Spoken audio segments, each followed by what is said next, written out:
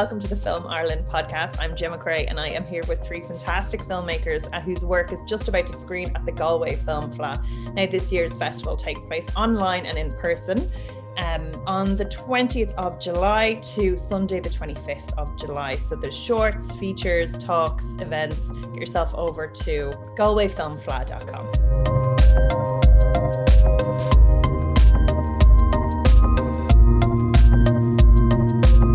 So welcome everybody. Thank you so much. Thank you. Cheers. Thanks for having us. Thank you for having us.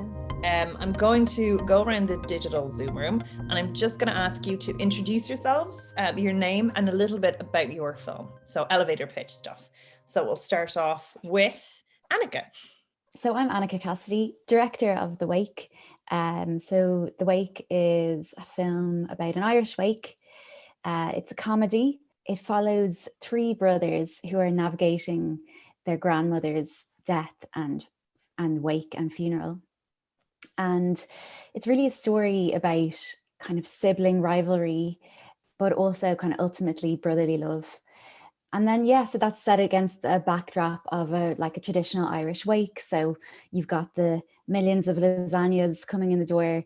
You've got random mourners showing up who nobody knows who they are. And then lots of other kind of Irish traditions sprinkled in there as well. Hallelujah, Lord! May the prayers of Mary, Mother of God, help those in mourning, especially little Eric, who keeps getting upset, and we're all concerned he will make it through these prayers tonight. Hail Auntie Kate, who's been hitting the bottle pretty hard these last few nights, and old Mr. McCluskey, who I caught stealing sandwiches when everyone's back was turned. Brilliant. And Diarmuid. Yes, Diarmuid Donohoe is my name. I'm the director of Signal.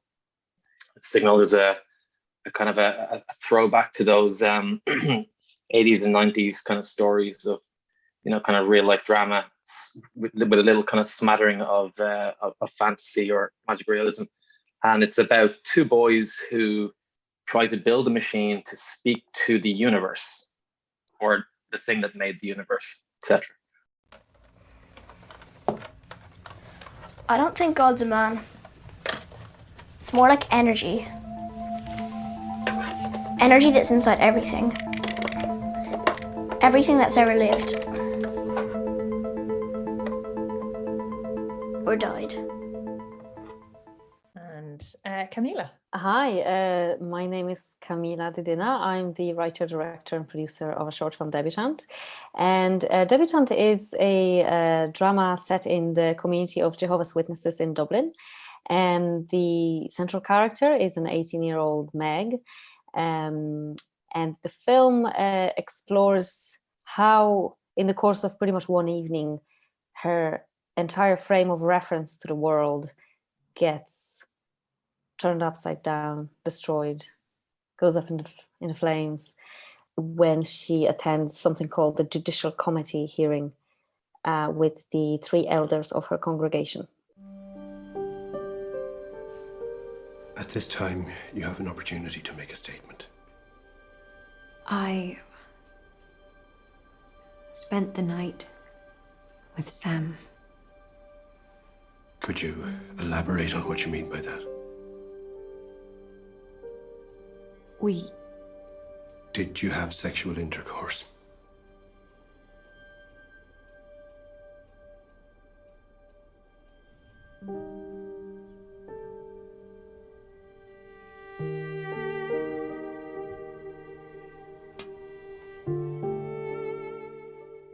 So very powerful stuff there. So I'm just going to go around and ask a little bit about the writing process.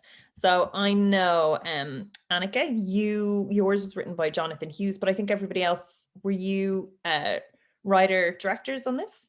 Diarmuid, you were as well? The script for Signal came to me through Ronan. He introduced me to Tony Kiernan, who wrote the film. And his original draft, I think, came in at about 20 pages. And so the idea within spoke to me. So I kind of did, a good few drafts to get it down to the 5-page for the short stories funding.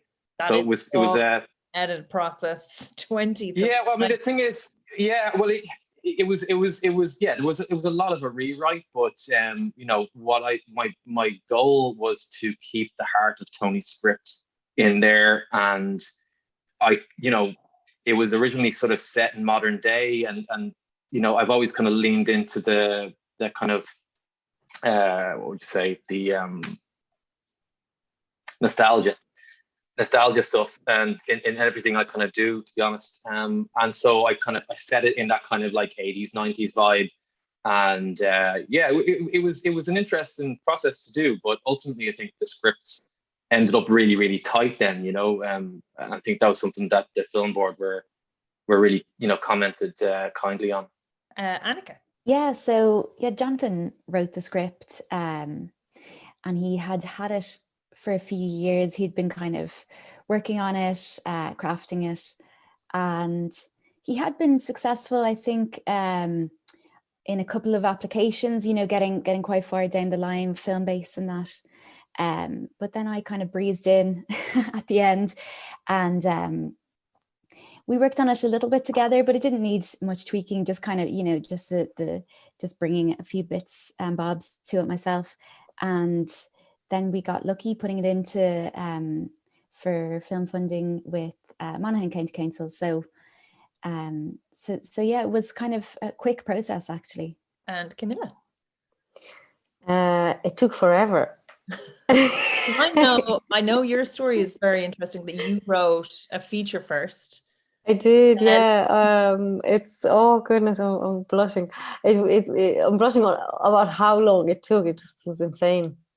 I wrote a feature in 2015 in August, and long story short, I wrote the very first draft of the short that became Debutante in like January 2018.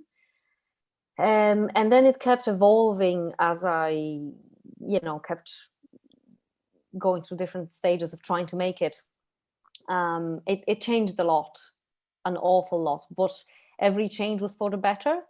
And the latest kind of changes were between kind of January and August last year, which was immediately leading to the shoot. And I found it really hard to keep rewriting or tweaking it and perfecting it. But at the same time, it was a very good process that, you know, every time I finished a tweak or a change, I felt, oh wow, this is actually better. And it was, you know, it was hard work, but it felt good to get it done. And I think it really served the film, you know, that I tried to, I know when you're doing a short, you really don't have a lot of time. Every shot, every moment of it needs to be there for a reason. If you're self-indulgent in any way, you're kind of shooting yourself in the foot. So I worked really hard to make it so that every bit of it, you know, is justified and serves the story to bring it further. And then it kept changing in the edit. My cast will be like, oh! You find a shot or a reaction from someone that really adds meaning. That's the wonder. Yeah. But also, I once heard somebody say something really interesting, which is that you make 3 films. One film is made when it's written. One film is made, a different film is made when it's shot, and a whole new beast comes out after you're finished editing. And I find it really true. I mean, obviously the film is very close to, you know, to the script, but at the same time, it's, you know, I find it it's like a living organism, just keeps evolving, which is scary and awesome at the same time. And so they went through the funding process, but I think what yours did that was quite unique was Kickstarter. And Kickstarter, a lot, like it's hard to raise money because it's a very saturated market trying to raise stuff. So very saturated. Yeah. It was actually Indiegogo, but same thing. Yeah. Oh yeah, sorry. That's almost the noun that I use. I know. Verb. You know, like it's the description of it, even though it isn't. But yeah, it's Indiegogo. That's right. Yeah. That, like, it's incredible. How did you get that level of support first? Through a lot of work, relentless spamming people. Well, when I say spamming, I try to make it, professional and diplomatic and kind of tactful. I was trying to find people who could resonate with the film's message all over the world. I got lucky enough to raise the money that I did, but it was excruciatingly hard. I don't recommend it. I don't ever want to have to do it again. If anyone's watching with like funding options, just call me. Don't make me do it again. And I'll take them as well if you have any spares. That's grand. Yeah. It is amazing, and actually now is the time to go into it. It is a very powerful message. Can you tell me a little bit about where the story comes from? Well, I mean, fundamentally, it's my own kind of way of reconciling with some of my past. So I used to be a Jehovah's Witness and left many, many years ago. The film deals with some things I find inhuman and just wrong, such as shunning and really hardcore, overbearing religious control, which is juxtaposed with a lot of innocence of things that happen when you grow up, if that makes any sense at all. But it's not in any way my story. The character of Meg is very much composite of people I know, and some of the things I kind of maybe wish I did, or some thoughts I would have in the process of leaving the religion. So it's a blended creature, if you will, fictional character, but very much set in real people. The key thing I always wanted to do is to tell this story with compassion and with heart, rather than, oh, look at these people who they do such awful things. They're bad people. They're not. They're just, it's complicated. And I'm hoping the film reflects that. Yeah. Ireland has a pretty similar history when it comes to like that kind of fundamentalist religion and the impact that has had on so many lives to this day, and and the fact that it's still a practicing faith and people still believe in it, and they're not necessarily bad people, it's just what they believe, and it's reconciling that rage. So I think it's something that will definitely mean a lot to a lot of people, because there's so many communities out there that relates to that, even isn't just Jehovah's Witnesses, that have kind of that conflict in a modern society. That was also the intention, that the film resonates with anyone, not just people who say used to be Jehovah's Witnesses, because I just think it's kind of a universal story. At the very heart of it, it's just growing up and coming of age, or whatever the expression is. It's brilliant that you are shining a light on something as well. You're talking about something that you have experience of in the past, and it's easy to just kind of move on with your life and not look back and not comment on it, but actually by talking about it, shining a light on it, you will be helping people. I'm sure. Well, thank you. The response to it has been so far pretty great.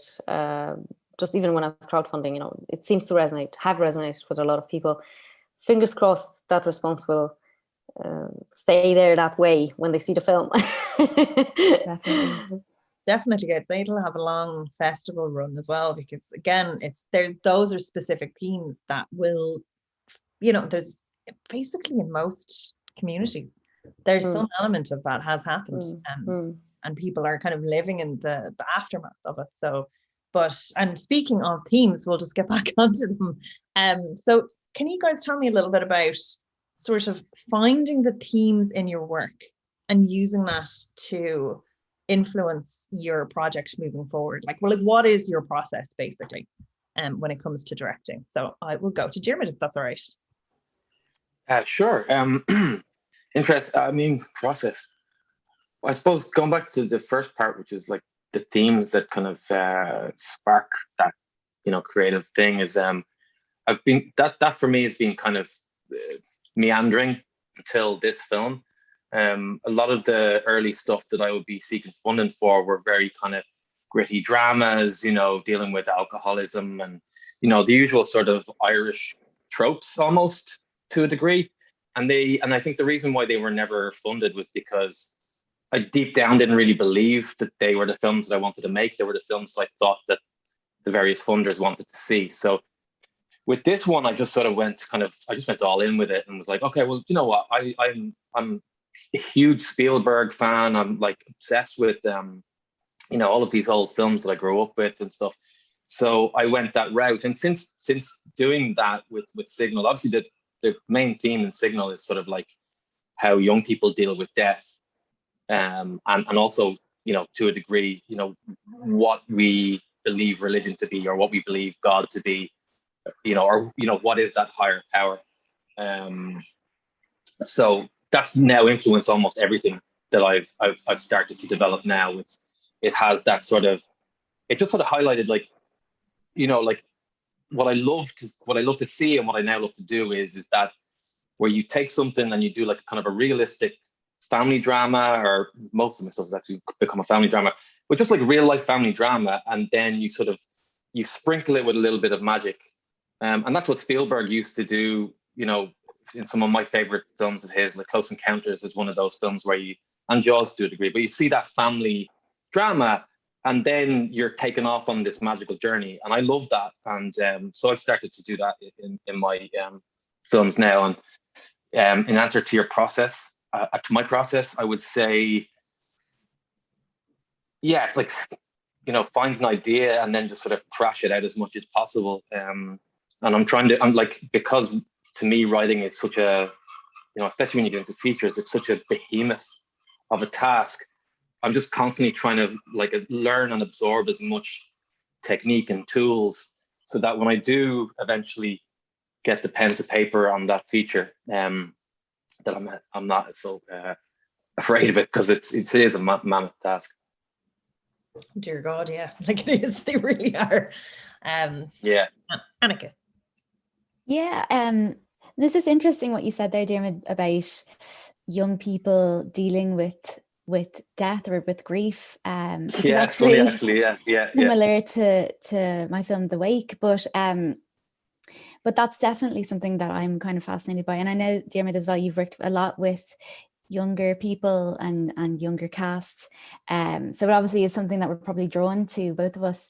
But definitely I think the way in which, again, Signal did it as well as The Wake, was kind of looking at how children and young people deal with difficult things like death or grief, and how sometimes they actually kind of need to nearly turn it into, they need to kind of find the distraction to process it. So like the secret mission in Signal, and in The Wake, the kind of scheme that was going on behind the scenes. And I really like it. I think that's something that does really intrigue me. It's a little bit like in Life is Beautiful, La Vita Bella, like how, you need to almost turn something that's so difficult to deal with into a game for children to process it and to navigate it and get through it. And it's almost, I think that we can learn something from kids in that way as adults, that sometimes you don't just have to like take things on head on. And in fact, as humans, that's quite difficult for us to do. We need to kind of find the story around it, or find a way in which to cope. So that would have been definitely something I'm drawn to, is kind of finding that positivity in a really difficult life circumstance. And then for the process, I think it's a little bit depending on whether you kind of have a writer or not, or you're writing it yourself. But definitely, yeah, I think working on the script is really crucial. And for me, working with actors is the main bit. But I also have an interest in psychology, so I think that I've always kind of tried to put on my my psychologist hat. Not that I've got many certificates in that area, but and try and analyze it, because ultimately, the characters are people, and they're just trying to navigate their own lives. So how can we kind of make the dialogue really authentic? How can we make sure their behaviors are reflective of their inner worlds? So that's something that I love kind of working on with actors and the writer as well. Okay, and actually, since you started on that, I'll keep you there, and I'll start a new topic of casting, because that is something that is so vitally important. How do you find your actors, and how do you then work with them to get what you need from them? How do I find my actors? I suppose it's just keeping an eye on, just watching a lot of stuff and kind of going to film festivals and things like that, and looking out for people who I am really convinced by. I love when you kind of are watching something and you forget that they're an actor entirely. But yeah, also working with casting directors. So for The Wake, we worked with Vincent Lam, who obviously has his own track record of doing really successful films with young people. So he was fantastic, and that's how we found Sen and Johnny. And yeah, was that the question? I can't remember the question. How do you get with that? Because there's a lot, especially in years, there's actually a lot happening, and you have these two young protagonists. There's a lot of dynamics. Like it's a lot to be taking in mind, like as a performer, and I can only imagine as a director. So like, how do you kind of get your actors in the headspace, make sure that you're on the same page? Do you do a lot of rehearsals? Would you have long discussions with them? Yeah, definitely. Like, I think that casting is the number one thing for me. I think if you don't get that right, it's hard to come back from that. So, and also the other way around, if you get your cast right, you don't really have very much else to do, so to some extent, as a director. But yeah, I really like rehearsing a little bit, again, especially with the younger cast, to make sure that we're on the same page.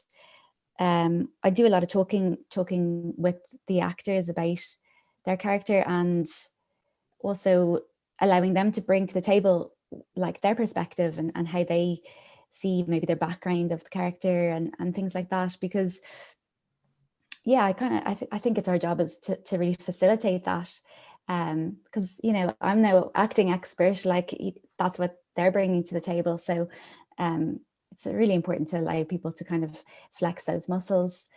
But yeah, then getting into the headspace on set, I think, again, it's really important to make sure that there is a certain amount of calm, and that you are kind of creating that safe space on set for people to be vulnerable, and to know that you're going to be there to make sure it's right, and it's, that they're protected in some ways, for lack of a better word, from a load of people behind the camera. That can be intimidating even for the best actor. So yeah, I think that that's really important part of it, is creating that safe space. And sometimes I even will do a little bit of like meditation beforehand and things like that, because I think, like, there's so many things going on. You can hear a big crew, in the other room, like there might be nerves, people are trying to remember lines. So to actually try and get into your character and get in and embody that, I think you really need to take the time to actually do that. So try and always take a few minutes to do that at the start of the day. Writing that down now in my little book. That's a good one. Yeah, it's all about presence and being in that moment. That really is the truthful bit of any performance. All right, Kamila. Yeah, I agree with an awful lot of what you said, Annika. I found it a similar experience with my actors as well. I spent 6 months casting debutant, but some of it is to blame on the pandemic.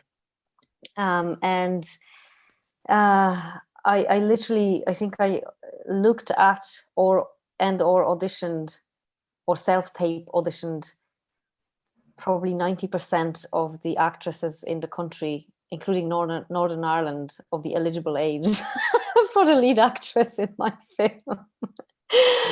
And you know what? It was kind of funny. There are so many talented actors in Ireland. It was incredible to see, and some of them aren't known or represented, and they're so fantastic. But ultimately, I'll tell you one thing. When you watch your film for the millionth time, watching, aspect number 781 of the edit, sound or grain or color grade in this shot or whatever, and you're hearing the same actors over and over and over, and you see their faces, and you know intimately every millisecond of the film, and you're not sick of them, and you're still loving them. That's when I knew, because that's what happened. I still loved them and still do, seeing all that for like so many times. That's how I know I got really great cast, and I'm absolutely delighted with them. It's like a little test, you know, litmus test or something. That's how I think about it. But seriously though, I rehearsed as well, and I did some really intense, I think, rehearsals with my actors based on exercises apparently attributed to Mike Lee, who is one of my favorite directors. If any of my cast are watching this, thank you for playing along. And yeah, we meditated as well on set and in rehearsal rooms. And very much we focused as well on, I wanted them to focus on being present moment to moment to moment in the scene, and being open to what happens, rather than, you know, focusing on what's in the script, and, you know, that this big boom mic above their head or something like that. And I have to say they did a phenomenal job under not easy circumstances, because I was also at the time heavily pregnant. So, well, not heavily, but heavily enough, halfway there. So there was a lot of moaning, like, oh, so tired, okay, go again. Action. So they really, you know, they were very kind and patient. But yeah, ultimately, like, I forgot, was it you, Diarmuid, or Annika, you that said that if you have the right cast, that's all you need really for you know, your job as a director is nearly done. And it was worth spending this much time casting, let me put it this way. Yeah, and it comes across on screen, like there's a great chemistry between your two leads. There's there's really deep emotional moments that are like difficult to watch. Like you have it all there. And Diarmuid. Casting, yes, casting.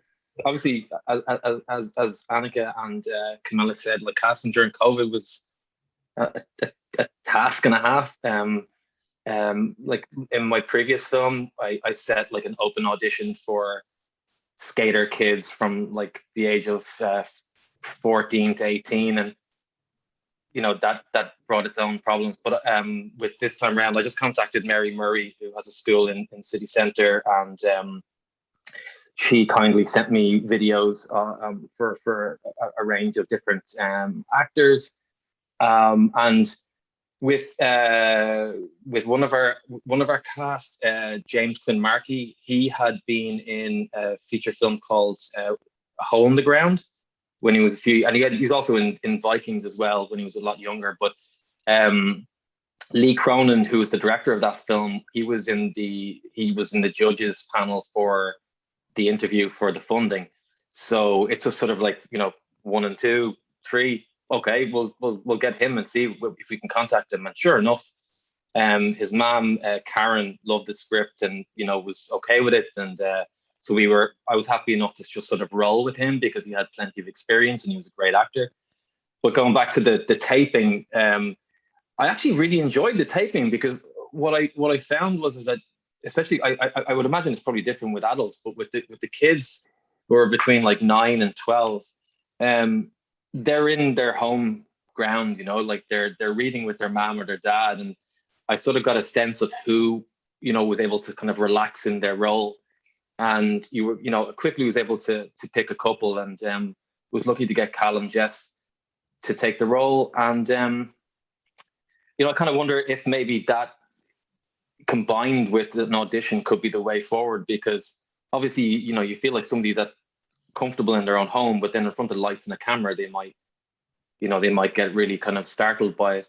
So, you know, being aware of that, we would do quite a lot of rehearsals, and the kids' parents, Karen and Stephen, were super accommodating.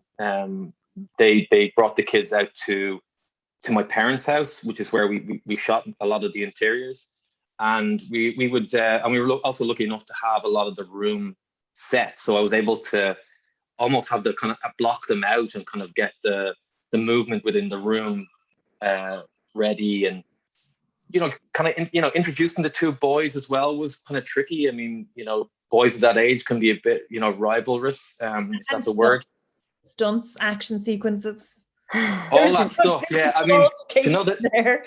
Yeah. The funny thing is about that one, right? When we were rehearsing the fight scene, because just to sort of preface it by saying that Callum playing Michael, his character was the kind of the gruffer, more sporty kind of guy, and the opposite was for Sean, played by James.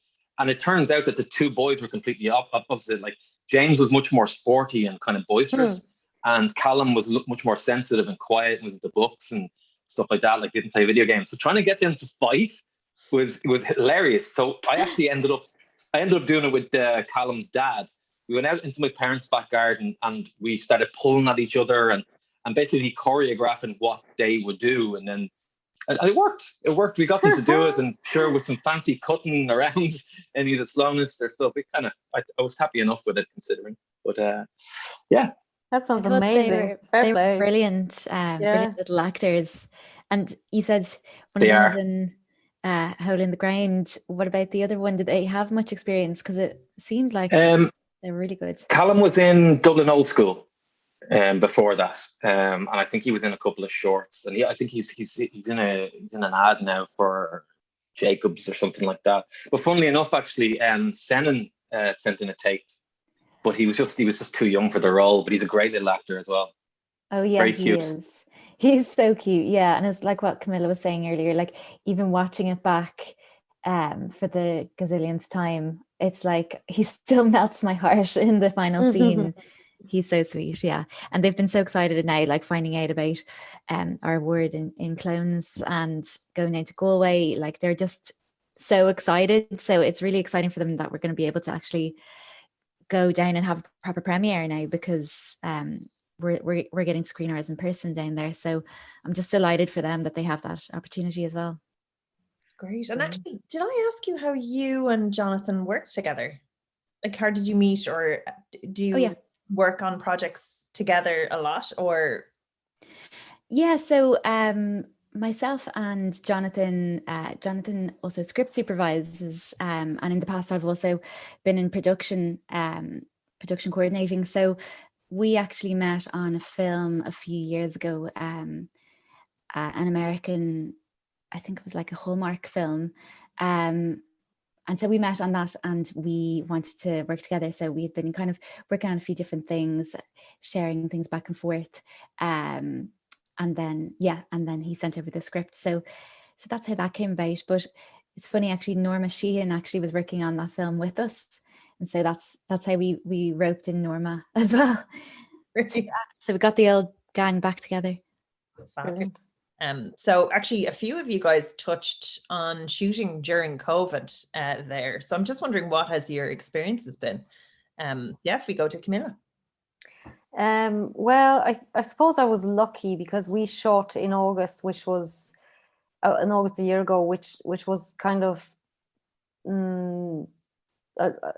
a lessening or a lessening of restrictions period, and things were still kind of I suppose more flexible in a way.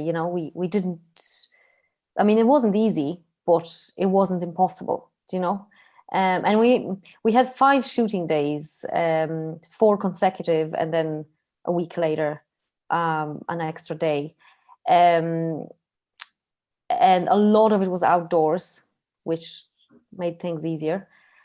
The hardest bit was one indoor scene where 4 cast members are in one room for a day, plus the absolute minimum crew. That was hard, to try and stay vigilant as much as possible, but at the same time basically be able to shoot. Luckily everyone on the crew were, they were really on the ball, and First AD Niall Owens was fantastically helpful as well when it comes to the procedures and keeping us all safe. So yeah, it wasn't easy, but it wasn't mental. Do you know? I guess I was lucky because of when I shot. Yeah.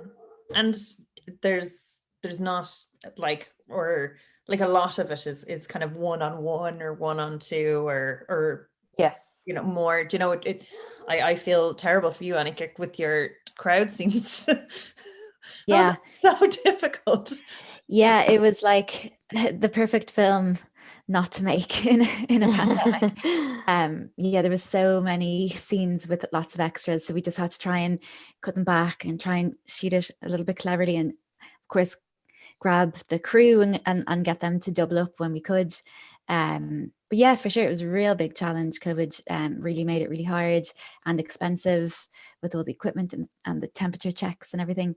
But we had a COVID safety officer and things like that. So the producers, Trish and Ali, and my first AD, Dara, like they were just really on top of it. Big shout out to our girl Ali, who does our horror show. Yeah. Oh yeah, no, they're absolutely amazing. Like I really like hit the jackpot finding them. So I didn't have to worry about any of that. I just showed up on the day and I was like, tell me where to stand. But I think that the hardest thing about COVID was probably wearing masks, and more so just for like communicating that people couldn't see my expression or reaction, especially the actors and the young kids as well, because like they need the reassurance, you know, after a take where they're looking to you and all they can see is eyes and loads of eyes staring at them. It's so daunting. So that I find really difficult because like you can't really substitute a thumbs up for a reassuring smile. So that was probably the hardest bit, but we got there in the end anyway. That's it. Soon, one day soon, we'll all be mask free. I cannot wait. Being on the back. So. Yeah, and Diarmuid. Yeah, I mean, I suppose it was kind of a series of panic moments. Really, we were lucky enough to sort of shoot some of it in a kind of a downturn of the restrictions, but either side of that was always, you know, we're ready to lock down. And so I suppose there was a few particular ones, like for example, we were as I said, we were shooting in my parents' home and they're in their 70s. So, and they like, I mean, a massive shout out to my parents. Like they so kindly gave up their home and like on the 2 shoot days, or rather it was actually one for the interiors. And then we had a day of pickups, but they left the house, like they went and stayed in a hotel. And so that was kind of a challenge, just sort of, even just bringing in the kids for rehearsals and stuff like that was always just this kind of shadow over you of making sure that, you know, no one gets in any trouble with it. And then we have a funeral scene and trying to get extras for a funeral of a child. And still, every time I see that scene, it just irks me because, you'd ideally want a lot more people and loads of other children around them. You know, we just sort of had to slice off a few of the intended shots from the script and stuff. And then one of the biggest panic moments, I suppose, was the fact that our production designer, Jill Beecher, she found out, like, slap bang in the middle of getting things ready, that all the prop houses had shut down. And yeah, that was a massive heart in your throat moment, because the bedroom in the film, you know, like was always going to be super detailed. It's kind of like it's an aesthetic of mine that kind of comes through from like animation school, you know, like detail. And also we had this machine that's made out of a variety of, you know, 80s and 90s electronics. So it's like, how are we going to do that? And so, you know, everyone just sort of dug in. My partner Shannon brought down a few bits and pieces, and her grandparents worked for MB Games, and so she was able to bring down all these old 80s and 90s board games, as well as like consoles. And then the producer Ronan, I think Ronan brought down, I think at one stage, I think we had like 22 TVs. my mom would phone me up and go, your man's after dropping off another 10 televisions in the back garden. It's just like, Oh, I so love it. needless to say, everybody dug in. Tony Kiernan, he brought down some really cool sound equipment because he's a sound engineer by trade. And yeah, we managed to do it, and it looks really, really cool. But yeah, that initial kind of like, oh my God, we don't have a set, was terrifying. Yeah, I love Can I the just production design. say fair play, Diarmuid? This is amazing. I was watching your film and I thought, what an absolutely cool set design, and like this machine was incredible. I was thinking, wow, I wonder which pub houses did you go to? And to find out now you didn't have that opportunity, like it's incredible, so inspiring and so cool. Oh, that's so nice of you to say. I mean, I wish it was even as easy as that. Like, I mean, I'm sure we'll touch on it when we're getting into the meat of our shoot days and stuff like that. But I've a lot more to say about that damn machine. The feeling of panic, anyway, I resonate with it fully. COVID or no COVID on any shoot, it's like yeah. I love that. I did love. Yep.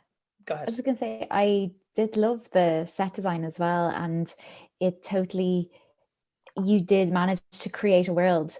And you were talking about being a Spielberg fan earlier, and it did remind me, you'll probably hear this a bit of Stranger Things a little bit, you know. And I just feel like, it's always in there because obviously it's the era, isn't it?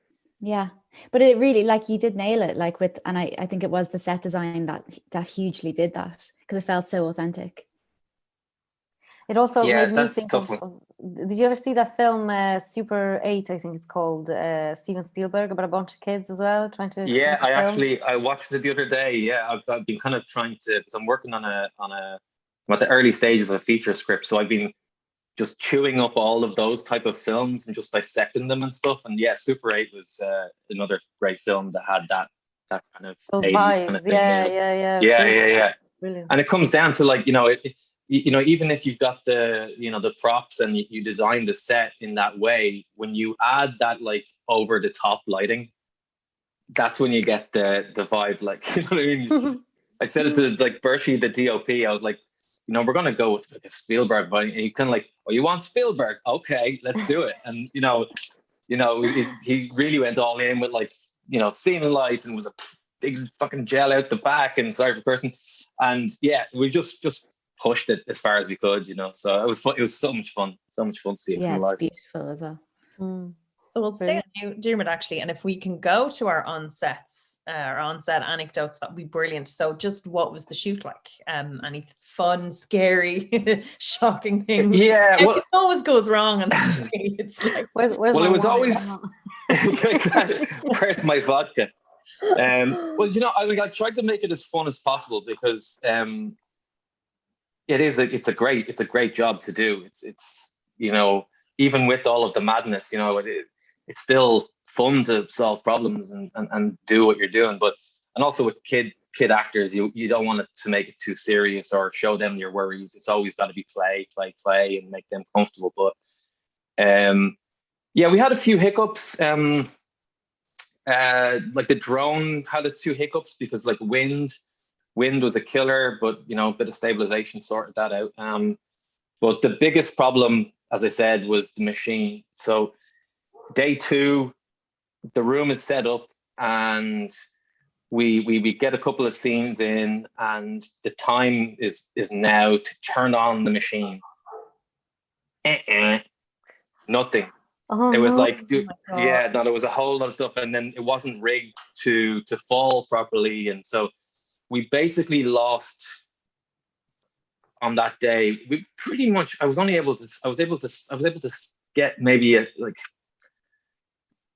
half a scene back, and then we had a pickup day, and then that pickup day was just completely redoing the whole thing. So myself and my partner Shan, in total, it was 3 days in total, 2 original days, and then because of the Ronan had sort of planned on that buffer day to get anything extra we needed, and it was a lifesaver because I had something like, so there was the scene that was lost, there was an exterior that hadn't been done, 2 exteriors that hadn't been done, And so, you know, you're going into story mode going, okay, well, like if I have a day to do this, where do I concentrate it on? So that's going to have to go probably. And so you're building all these contingencies, which obviously happens. So there's a scene where the two boys are going into the house. That little bit of dialogue was much longer and was supposed to be in another location. But you're like, okay, cool, let's just get the story across, you know, which is part of the fun, really. You wouldn't say that at the time, but it is part of the fun to do those problem solves. But like the machine, so having that pickup day was a lifesaver. We were sort of waiting for the government to lock us down any minute. And so myself and my partner Shannon, who was also the second AD on it and helped out with the drone stuff as well, we went to my parents' house and we spent the entire weekend just sort of going through everything, making sure everything was working. And we had like fishing line, and we got it to a stage that we had the machine designed in a way that I was really happy with. And we added the triangular tape over it, and Shannon went in and popped all the plugs to make sure that all the fuses were working, pulled the wire, and we were able to get the thing to collapse in its own footprint the same every time. Then it was a sigh of relief. And then that pickup day went pretty well. We got everything we needed. Phew, that's so worrying. Annika? Yeah, so hiccups, that's the topic now. Anecdotes, funny, sad, sorrowful, joyous. Yeah, all of the above. I think that like probably one of the most frustrating / funniest moments of our shoot, we had I think 4 days, and also the drone. It's funny that you're talking about it. I don't think that you can get away with working with a drone like drama free. But we were up in Monaghan and we had the drone, and it was following our hearse, which was attached to a tractor. And where we were filming, like we were doing these really long traffic shots where we were watching, you know, all the traffic pile up behind the tractor, and we were just causing chaos up around Clonus. And so I think at one point as well, we did this like 15-minute drive of filming it, just, you know, from different angles and trying to get it. And then, okay, right back to the start. But of course, in our heads, like we had been driving really fast back and forth and just had to wait for the tractor to just crawl. And I think it took about 20 minutes just to get, you know, back to position one. And I was just like, why didn't I think about this? And yeah, just like gridlock around this tiny little town. But oh no, it was fine. Everyone was taking pictures. They were happy enough. But then the only other kind of main challenge that we had, I think, was the last day. It's always in the last day you think everything, you're like, oh, we're nearly there now, you know, the end's in sight. And then we woke up and there was like a storm. You know, it was kind of early October. I can't remember what mini hurricane it was called, this one, but basically we were doing all our exteriors that day, and they were the graveyard ones as well. So we just kind of had to think up on our feet and just make a difficult call and just say, okay, we're gonna change it. And we switched it. So our actual final scene was supposed to be a graveyard scene, and we switched it to being inside the church. And yeah, I'm actually really happy with it. Like, we obviously, it was not supposed to kind of be like that, but we couldn't have had our cast and crew being drenched and blown away, and the sound, like, it just wouldn't have worked. So instead we had this really delicate scene, and I think like Donohoe was our cinematographer, did an amazing job, and it's actually one of my favorite scenes now. So it's kind of what Kamila was saying earlier. Sometimes, you know, you're kind of like putting out these fires and actually you get something even better. So yeah. It is lovely. And that's so surprising. I love that. And Kamila? Well, I want to say two things. One is the absolute lowest point of the shoot, and one is a really high point, to balance it. On the very first day of the shoot, we set up on Eden Key or Custom House Key, I think it is. And there's a very long scene, 2.5 pages, which is, you know, long enough in a short. Everything was ready. It's the first day of the shoot. I've been building up to this for like years, effectively. So all this like pent up excitement, and everything set up, the gear, actors in costume, makeup, ready to rumble. We had the sound recordist came in and you putting the little lavalier mics or whatever they're called on the actors Una O'Brien and Sam Richard Neville. I called him by his character name. You should take it as a character, as a compliment, Richard, if you're watching this. And the skies opened and it started lashing rain, like incredibly, like a wall of rain. So, we hunkered down and covered and waited a bit and waited. And after like 40 minutes, it's like, okay, let's just, because, in Dublin often, or in Ireland, there's a lot of rain and then 10 minutes later, it's sunny skies, but it didn't happen. So all this pent up energy is like, no. So we stopped, packed everything up, and everybody, the crew and cast, moved to Knoll, which is north of Dublin, to shoot another scene scheduled for that day. It's about a 45-minute drive. So they were all on the way. And I stayed behind to, give myself a coffee and just have 5 minutes to feel sorry for myself. And I was on my own, but I was so lucky that Niall Owens, the first AD, also for another reason stayed behind. And then he saw me and he was like, hey, I'll travel with you. I had my car. And we went to my car, and he's like, no way, your car's been broken into. And I'm like, haha, hilarious. And it was, the window was broken, and there was blood inside from whoever broke into the car. What? And stole some stuff. Like, I didn't leave anything, inside. There was a boot. And by all means, my car was not fancy. It was a very banjaxed 18-year-old Nissan X-Trail. So hardly a treat, But anyway, so it was like somebody squoze my head.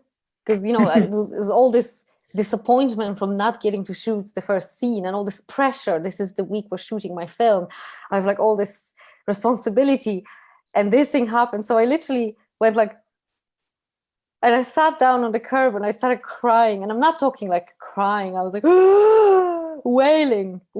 And thank God Niall was there, because my partner went. They were traveling. I wasn't even in a state to call anybody. It was like, hello, help. So that was horrible. It was like, I wouldn't wish that experience on anybody. I actually thought, this is it. I can't. And add pregnancy hormones to that. I actually thought I wasn't going to be able to continue at all. I was like, this is it. Just drive me to the nearest mental hospital. I'm just going to have a week off. But there is something good about hardcore happening in the beginning, though, because it'll never get harder.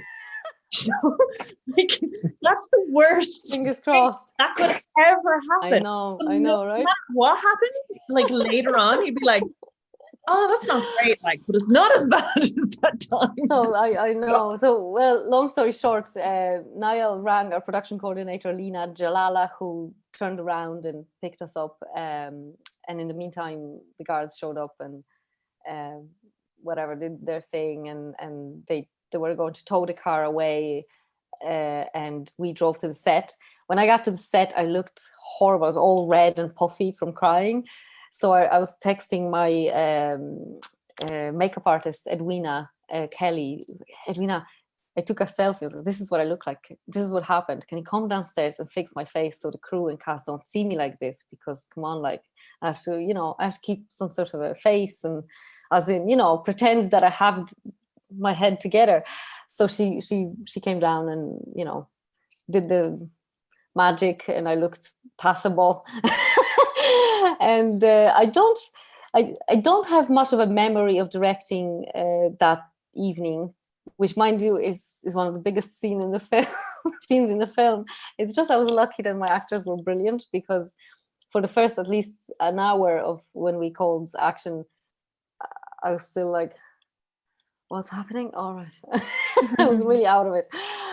So that was the lowest point. And the one very cool thing that I was, there was a lovely memory and experience. Was on the third day of the shoot, we were shooting in the same location, interior, a very big scene, the biggest scene in the film, with 4 actors, which, it was very complex for me, and a lot of nuance and stuff to capture between 4 people interacting, and the scene was really intense, hopefully.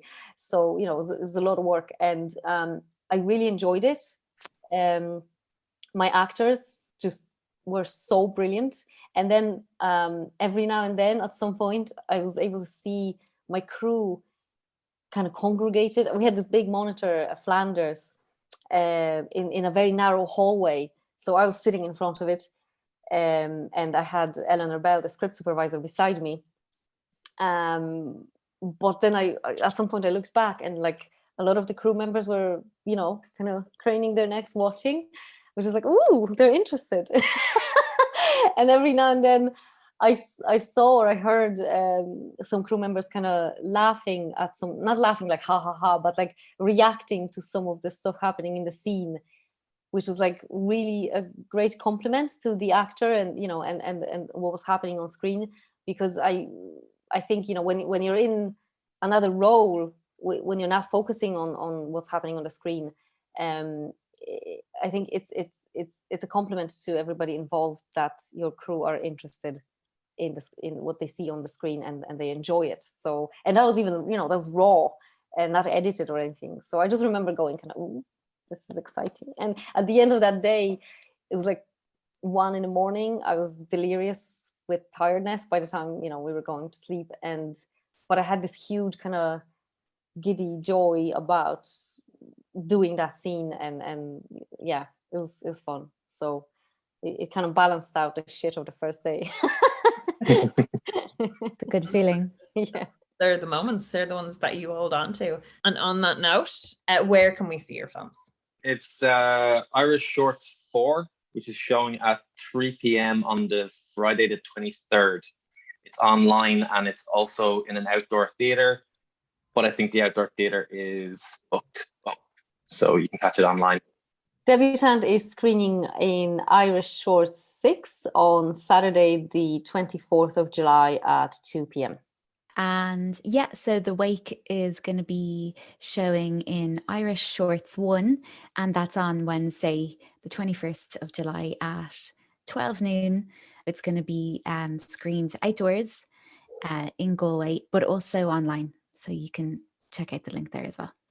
Fabulous. So Galway Film Fleadh, and that's FLEADH, in case we have any listeners who aren't based in Ireland.com is where you can get your tickets to watch them online.